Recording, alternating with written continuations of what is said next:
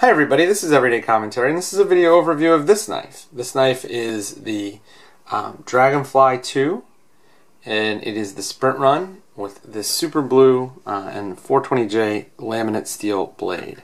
This knife is a small everyday carry knife. It weighs just about 1.2 ounces, 1.1 ounces, 1.18 ounces is what my scale shows. It has a 2.5 inch blade, or roughly around there, 2.4 inch blade. But the big trick on this knife, let's see if we can bring it up here, it's that. It runs super blue steel. Super blue steel is a high carbon steel made in Japan, and it uses special sands in Japan called iron sands. It is a very high grade steel. It's typically used in kitchen cutlery, custom kitchen cutlery in Japan, and it is very, very hard. It comes in at 65 Rockwell, 63 to 65 Rockwell.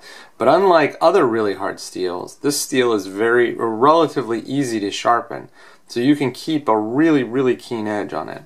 In addition, because the steel itself has very, very few impurities, the edge that it can maintain, the edge that you can get on it, is insanely sharp.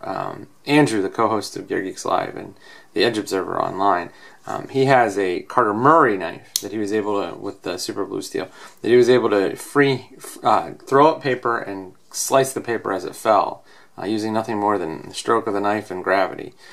It gets really, really sharp.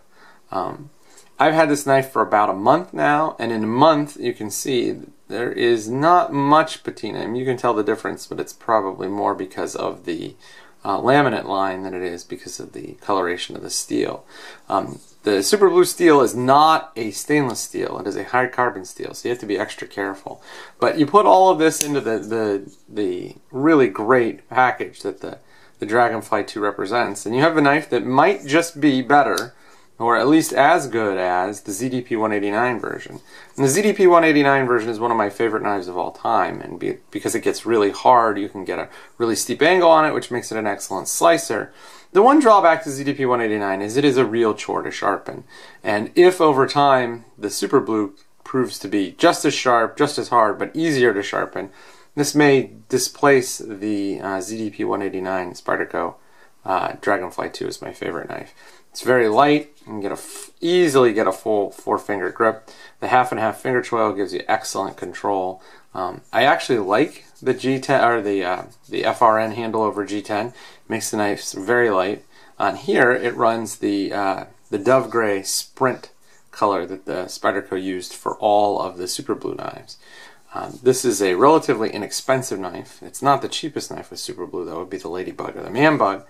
But it is a real full-size knife that just happens to be very small. It runs a good wire clip. It's very light. It's very maneuverable. If you wanted to get a super blue knife and just try the steel out, I'd strongly recommend you get this knife.